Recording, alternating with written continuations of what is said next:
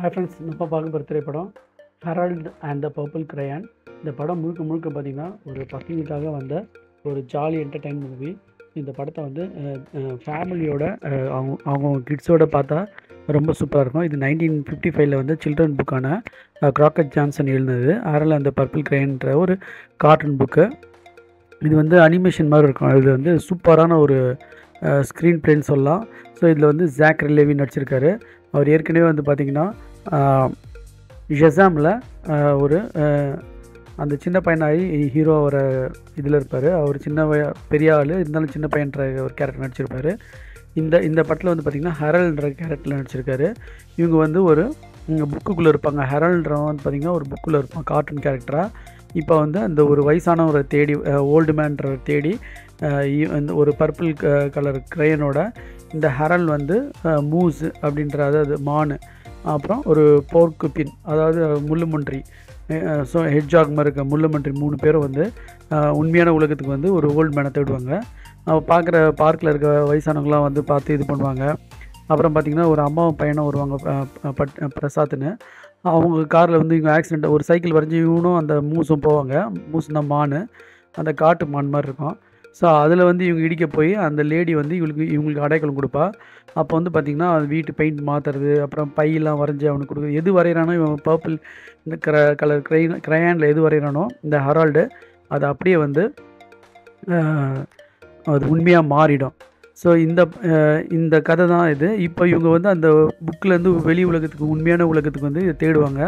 அப்போ வந்து நடக்கிற சம்பவம் தான். அப்போ இந்த பையன் கூட ஃப்ரெண்ட் ஆகிடுவாங்க, அந்த பிரசாத்ன்ற பையன் கூட ஃப்ரெண்ட் ஆகிடுவாங்க.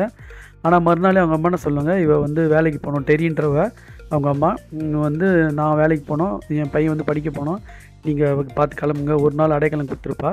ஸோ அந்த நைட்டு மட்டும் இவன் அதுலேயே வந்து அவங்க பையன்கிட்ட வந்து ஒரு சிலந்தியெல்லாம் வர வைப்பான், வரைஞ்சி. ரொம்ப சூப்பரான சீன்ஸ் அதெல்லாம். அது அப்படியே அப்புறம் ஒரு ஸ்கேட் போர்டு செய்வான், கார் செய்வான், இது ஃப்ளைட் செஞ்சு ஜெட்டு ஏர்வே செஞ்சு அதில் பறப்பாங்க. அப்புறம் பேராஷூட் இல்லை அது உடையாமல் இருக்கும் பேராஷூட்டில். ஸோ இது படம் ஃபுல்லாகவே ஒரு சூப்பரான இது ஃப்ரெண்ட்ஸ். கடைசியில் அவங்க வந்து உண்மையான உலகத்துக்கு போனாங்களா, இந்த ஓல்டு மேனை தேடினாங்களா இல்லையான்றது அந்த கிடைச்சாரா இல்லையான்றது அந்த கதை. இந்த ஓல்டு மேன் கடைசியில் யார் பார்த்தா இந்த புக்கு எழுதின ஜான்சன் தான் சொல்லுவாங்க, டேவிட் கிராக்கட் ஜான்சனை தான் சொல்லுவாங்க குறிப்பிடும். ஸோ கடைசியில் அவங்க வந்து அந்த உண்மையான உலகத்துலேருந்து அவங்க புக்கு உலகத்துக்குள்ளே போயிட்டாங்களா இல்லைன்றது தான். ஸோ இந்த படம் வந்து பார்த்திங்கன்னா ஹெரால்ட் அந்த பர்பிள் கிரையன் புக்கு எழுதின கிராக்கட் ஜான்சனோட கதையை வச்சு எழுதினது. ஸ்க்ரீன் பிளே வந்து David Guion, directed by Carlos Saldanha. இதில் முக்கியமாக வந்து ஹீரோவை பற்றி சொல்லணும். அவர் உண்மையிலே வந்து ஒரு கள்ளங்கப்படலாமல் ஒரு சிரிப்பு வந்து ரொம்ப சூப்பராக இருந்தது. ஸோ இது ஃபேமிலியோடு பார்த்து என்ஜாய் பண்ணுங்கள். இது தமிழில் கிடைக்கல. ஈஃப்னு இதே மாதிரி ஒரு படம், இதே மாதிரி ரிலேட்டட் சிமிலர் கதையோட இமேஜினரி ஃப்ரெண்ட்ஸ்னு ஈஃப்னு ஒரு படம் வந்து ரெனால்ட்ஸ் நடிச்சது. ஸோ அதுவும் ஒரு சூப்பர் கதை. அதுவும் பார்த்தா நான் ஏற்கனவே வந்து நான் ரிவ்யூ பண்ணிட்டேன்.